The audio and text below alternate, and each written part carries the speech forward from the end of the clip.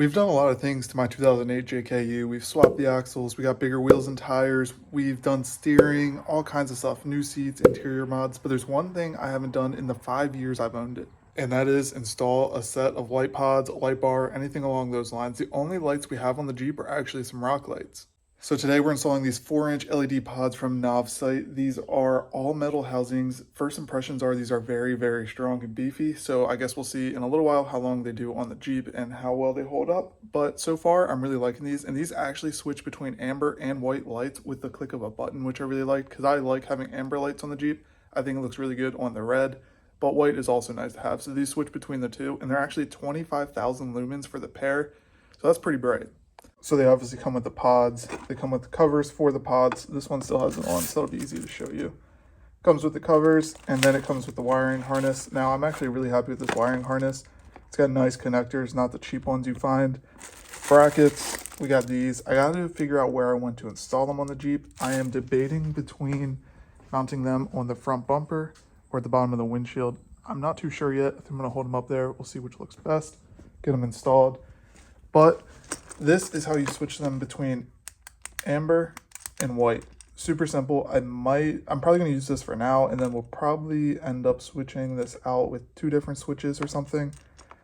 I'm not too sure. I don't think this switch would match the interior of the Jeep very well and the other switches we have, so I'd rather it be on a rocker switch, but we'll probably install it with this for now. Here's our 2 mounting options. We can either put it on the bumper or we can put it up here, right around there. I'm thinking here because I really don't feel like drilling into my front bumper anymore, just because it is a frame chop and that is essentially the frame at this point, and I think they might look better up on the pillar anyway.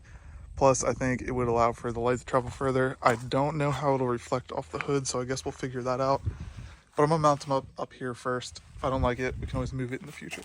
All right, so I went ahead and mounted one up here just to see what it looked like and if I liked it. We also went ahead and actually paint matched the bracket. Well, sort of paint matched, it's AutoZone paint, but it's very, very close. Looks pretty good to me. One thing is they didn't come with a little rubber piece for underneath of the bracket. And if you don't put anything there, it probably will scratch up your paint. So what I did was take some electrical tape, cover the bottom. I would prefer to have used a thin piece of rubber. However, I didn't have any and I didn't feel like riding to the store. So that'll do for now. We might swap it out in the future. I also went ahead and sort of laid out the wiring to see what I wanted. I disconnected the switch part, put that inside of the Jeep, and I'm going to figure out where I want that. We'll run that through the firewall, connect it back up. Then we've got our 2 relays, our 2 battery connections, and then we also have the 2 connections for the lights. So we got to figure out how we want to lay this in the engine bay for the cleanest look. But for now, I'm going to go ahead, get the other one, toss it on the other side. We'll put the hood down, see what it looks like. Make sure I like it mounted there. If not, we'll move it to the bumper. All right, so we got them all wired up. As you can see, I have them on amber right now. The one small thing that I'm going to have to change in the future is, I'm not sure how easy it is going to be to tell on camera.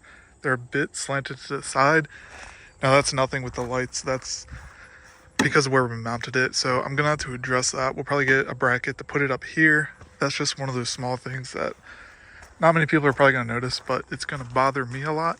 I also have the switch just temporarily run to the inside here, and I'll show you where I put that. So here's where we have the switch. It's kind of just sitting here for now. It does have 3M tape on the back, and I can mount it there. However, that is not where I permanently want the switch. We're going to get an aux beam switch panel similar to what the Black Grand Cherokee has. Put it on this Jeep. We'll be able to control both functions on these lights pretty easily, I think. And it'll be much cleaner, and we can run everything to it. So the rock lights will be hooked up to it. These will be hooked up to it. Honestly, besides that, I don't really have any other lights, so we'll be using those 2 switches to control everything. But now that they're all mounted up, we're going to go ahead, wait for it to get dark, which will be quite a while, and we'll test these out, show you what they look like at night. I think they should be pretty bright since they're 25,000 lumens for the pair.